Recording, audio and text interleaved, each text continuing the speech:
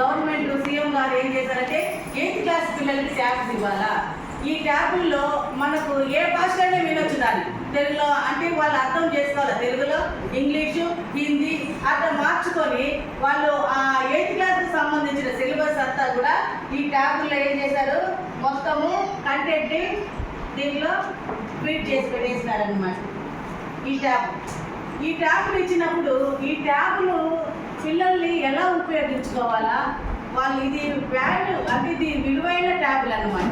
Samsung company ఈ ట్యాబ్లు ఇచ్చినప్పుడు ఆ పిల్లలు ఎలా ఉపయోగించుకోవాలా, దేనికి ఉపయోగించుకోవాలా, ఎలా చదవాలా, పిల్లలు ఎన్నిసార్లు అయినా వాళ్ళకి అర్థం కాకపోతే దీంట్లో వాళ్ళు ఏం చేయొచ్చు, పాఠాలు చదువుకోవచ్చు. మరి ఈరోజు మిమ్మల్ని పిలిచిన ముఖ్య ఉద్దేశం ఏంటంటే బిడ్డల్ని ఏదో మనము కనేసినాము, వాళ్ళకి కావాల్సినటువంటి మనం సమకూర్చేస్తున్నాము, కడుపు నిండా భోజనం పెట్టేస్తున్నాము, అది కాదు ఇప్పుడు కావాల్సింది. ఈ సమయంలో కావాల్సింది పిల్లలు ఏదైనా శ్రద్ధ తీసుకోవాలా. వాడు ఎలా ఉన్నాడు, వాడు మనసులో ఎలా ఉంది, వాడిలో ఏమైనా మార్పు ఉందా, వాళ్ళ స్నేహితులు ఎవరు. ఈరోజు పరిస్థితులు చాలా బాగలేదన్నమాట. పిల్లలు చనిపోయేదానికి ఆస్కారం ఎక్కువగా ఉండదు. ఈ టీవీల వలన, ఈ సెల్ ఫోన్ల వలన. నా బిడ్డ సెల్ ఫోన్ చూస్తున్నాడా, ఏం చూస్తున్నాడు, నా బిడ్డ టీవీ చూస్తున్నాడా, ఏం చూస్తున్నాడు, వాడు చూసే దాంట్లోనే వాళ్ళ క్యారెక్టర్ బయట పెట్టచ్చు అన్నమాట. ఈరోజు నా బిడ్డ, నాకు ఒక పాప ఉంది, ఆ పాపకి ఇప్పుడు 24 years చదువుకుంటా ఉంది. ఇంకా ఈరోజు ఇప్పుడు సినిమాలు చూడు, సీఎం చూస్తారు, పిల్లలు చూస్తారు, చూడు ఓహో అట్లాంటి మాటలు చూస్తారు. అది కూడా ఒక అసలు. ఎందుకంటే మన కాన్సన్ట్రేషన్ పిల్లల మీద పెట్టాలా. ఆ పిల్లల మీద పెట్టినప్పుడు వాళ్ళు ఎలా ఉన్నారో మనకు తెలియాలి.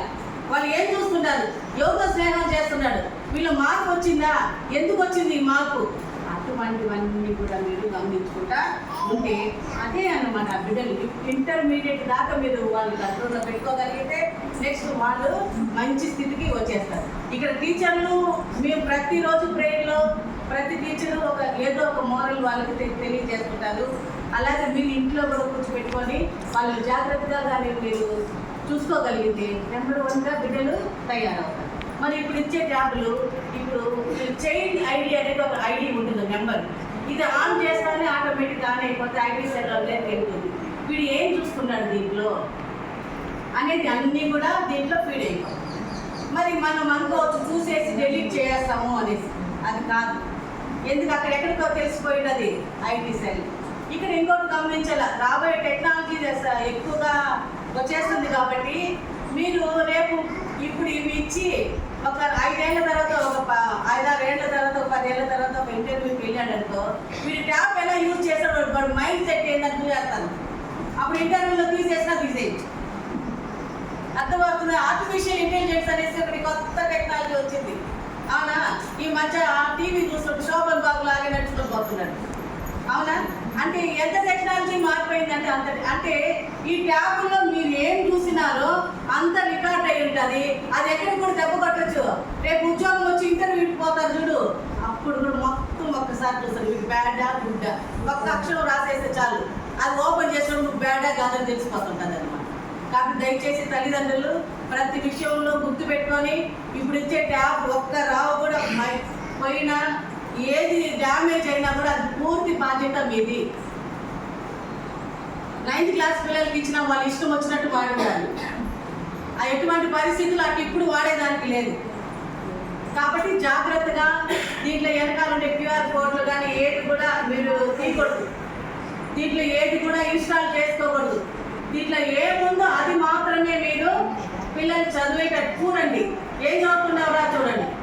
ట్యాబ్లు తీసుకొచ్చాను, చార్జర్ మర్చిపోయినాను మేడం, పగలిపోతున్నాయి స్క్రీన్స్, ఎందుకు పగిలిపోతున్నాయి, ఏం మనం డబ్బులు ఇచ్చుకున్నప్పుడు ఎంత జాగ్రత్తగా మనం వాడతామా లేదా.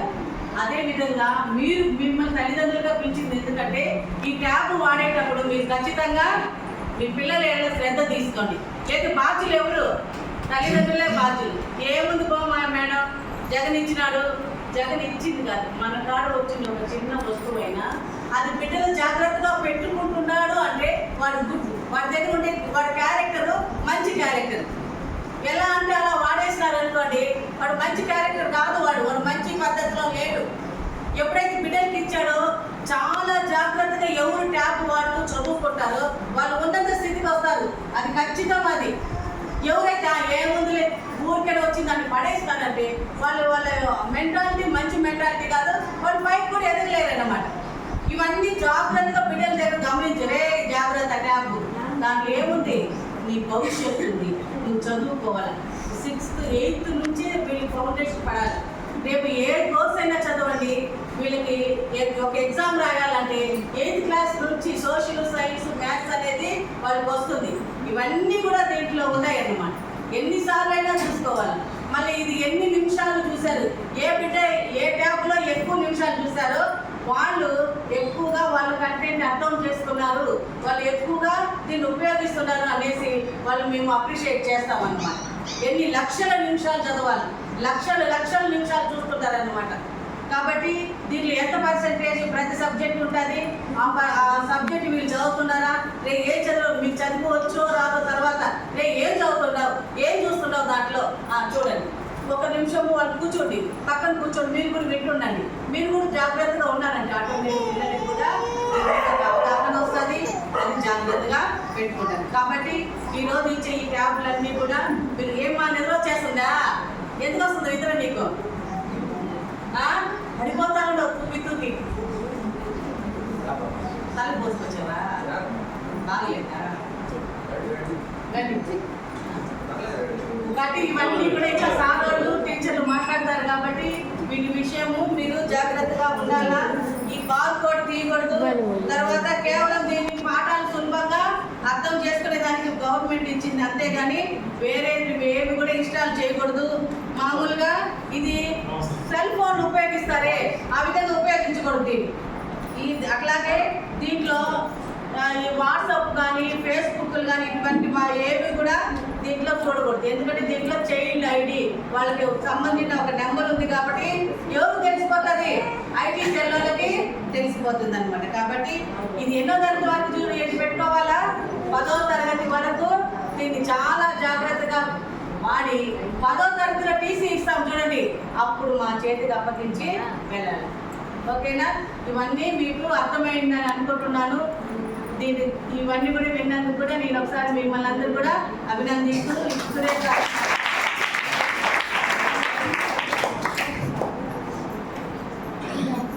మళ్ళీ ఒకసారి మీ అందరికీ స్వాగతం తెలియజేస్తూ, మేడం గారు చెప్పారు మన స్కూలు అన్ని విషయాల్లో ముందుందని. నిజం, మనం ఏ పోటీలోకి వెళ్ళినా మండల స్థాయిలో ఫస్ట్ వస్తున్నాం, జిల్లా స్థాయిలో కూడా ఫస్ట్ వస్తున్నాం, రాష్ట్ర స్థాయిలో పార్టిసిపేట్ చేసేదానికి సిద్ధమైంది. నేను మళ్ళీ గట్టిగా చెప్తున్నాను, ఇంకొక రాబోయేటటువంటి 2 సంవత్సరాల్లో మన స్కూల్ పేరు జాతీయ స్థాయిలో నేషనల్ లెవెల్లో సారైనా సరే అడుగు పెట్టి మన పిల్లల ద్వారా మన టీచర్ల ద్వారా ఖచ్చితంగా తిరిగి వస్తామని మీ అందరికీ హామీ ఇస్తున్నాను. గత 6-7 నెలలుగా మన స్కూల్ పరిస్థితులు చాలా మారాయి. ఇప్పుడు ఉన్నటువంటి ప్రధానోపాధ్యాయురాలు మేడం గారు ఒక విజన్తో ఈ విధంగా వర్క్ చేద్దాం, పిల్లల్ని ఈ విధంగా మోటివేట్ చేద్దాం, అన్ని రంగాల్లో విద్యార్థులను ముందుకు తీసుకెళ్దాం అన్నప్పుడు మా స్టాఫ్ అందరం కూడా ఏకతాటి మీద ఏకాభిప్రాయంతో ఒకే మాట, మేమందరం ఖచ్చితంగా సాధిస్తామనేటటువంటి అభిప్రాయానికి రావడం. ఆ రోజు నుంచి ఈ రోజు వరకు కూడా ఇంతకు ముందు స్కూల్ టైమింగ్స్ చూడండి, ఇప్పుడు స్కూల్ టైమింగ్స్ చూడండి. 8-8:15 అంతా దాదాపు టీచర్లు అందరూ స్కూల్లో ఉంటున్నాం. దాదాపు 4:55 వరకు ఉంటున్నాం. పిల్లలకు కూడా స్టడీ అవర్స్ పెడుతున్నాం. 6th, 7th, 8th పిల్లలకి స్కూల్ మేళం అని చెప్పి సపరేట్గా మళ్ళీ వాళ్ళ క్లాసెస్ పెట్టుకుంటున్నాం. తర్వాత క్విజ్ విషయంలో కానివ్వండి, పిల్లలకు అవసరమైనటువంటి కంటెంట్ ఎక్స్ట్రా కంటెంట్ ఇవ్వడంలో కానివ్వండి, ప్రతి సబ్జెక్ట్ టీచర్ కూడా ఎక్స్ట్రా టైం పిల్లల మీద కాన్సన్ట్రేట్ చేస్తుంది. సో ఈ విధంగా మన స్కూల్ అనేటటువంటిది మీకు కావాలంటే ఎక్కడైనా వెళ్ళి అడగండి. మన పిల్లలు వెళ్ళారంటే ఒక కాంపిటీషన్కి అక్కడ ఉన్న టీచర్లు, అక్కడ ఉన్నటువంటి ఆర్గనైజర్లు వాళ్ళు ఏం చెప్తున్నారంటే ఊరు ఖచ్చితంగా ఒక ప్రైజ్ కొట్టుకెళ్తుంది. ఎన్ని స్కూళ్ళు ఉన్నాయి మన జిల్లాలో? మన జిల్లాలో ఎన్ని స్కూళ్ళు ఉన్నాయి? కొన్ని వందల స్కూళ్ళు ఉన్నాయి. హై స్కూళ్ళు చూసినట్లయితే వందల స్కూళ్ళు, దాదాపు 1000 కంటే ఎక్కువ ఉంటాయి. అన్ని ఉన్నటువంటి స్కూల్లో జిల్లా మొత్తం 15 ప్రైజులు ఇచ్చారు. 15 మనకి ఎన్ని రావచ్చు? 1000 స్కూళ్ళు, 1000 మంది పిల్లలు, 15 ప్రైజులు. మనకి ఎన్ని వస్తాయి చెప్పండి, మీరు ఊహించండి. ఎన్ని వస్తాయి? మామూలుగా పేరెంట్స్ మాట్లాడతారు, వస్తే ఒకటి రావచ్చు, కానీ మన పిల్లలు 5 తెచ్చారు.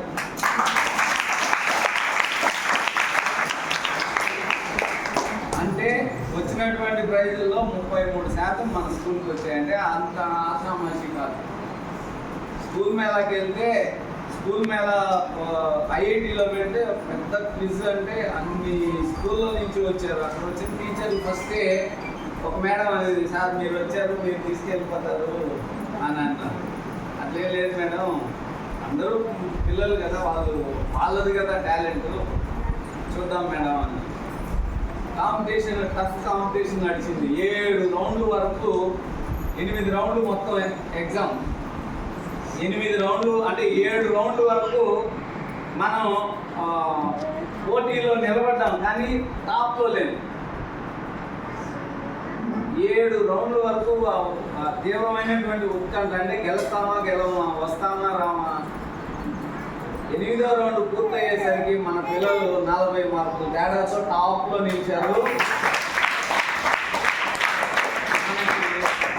డాక్టర్లో ఎవరు కూడా లేదు. సో అంటే ఇదంతా ఎందుకు చెప్తున్నామంటే, పిల్లల్లో ఇప్పుడు మేము ఒక కాంపిటేటివ్ స్పిరిట్ని తీసుకొస్తున్నాం. అందులో ఎలాంటి డౌట్ లేదు. ఎందుకంటే జిల్లా స్థాయిలో వెళ్ళి కొన్ని వందల స్కూళ్ళ మధ్యలో మేము ఒక ప్రైజ్ తీసుకొస్తున్నామంటే ఆ స్కూల్ అన్నిటికంటే ముందున్నట్టు లెక్క. ఇది మేము చెప్పేది కాదు, మేము తీసుకొచ్చినటువంటి ప్రైజులు చెప్తున్నాయి.